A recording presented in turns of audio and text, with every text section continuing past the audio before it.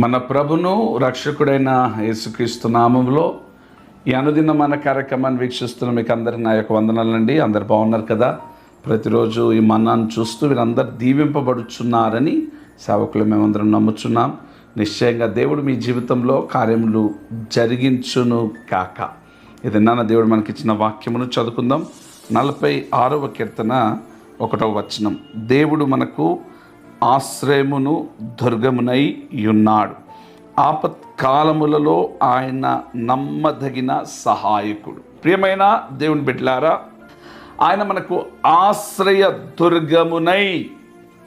దుర్గము అనగా కోట. కోట గోడలు మీరు చూస్తే ఎంత పెద్దగా ఉంటుందంటే ఆ కోటలో ఉన్నవారు ఎంత ధైర్యముగా ఉంటారంటే కారణం ఏ దొంగ కూడా ఏ దుష్టుడు కూడా బయట నుండి ఆ కోటలోనికి రాలేడు. అంత పవర్ఫుల్ ఆశ్రయం.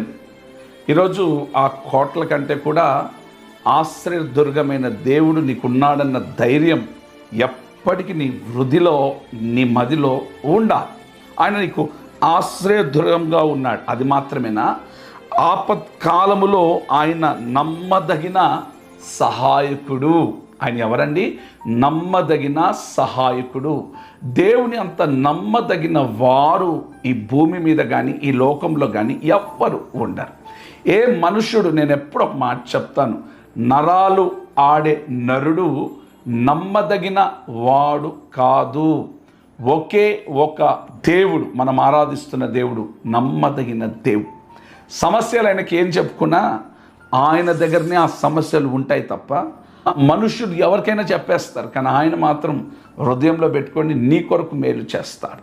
ఈ ఉదయకాలం విశ్వసించు. ఆయన ఆశ్రయదుర్గమై ఉన్నాడు. ఆశ్రయదుర్గము. ఆయన నీడలో, ఆయన సన్నిధిలో నువ్వు ఉంటే నీకు ఆశ్రయం.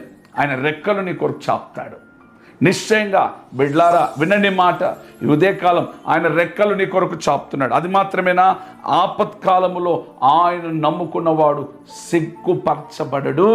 గనుక ఆయన మీదనే నువ్వు నమ్మకం ఉంచు. ఉదయకాలం ప్రార్థన చేయి, విశ్వసించు.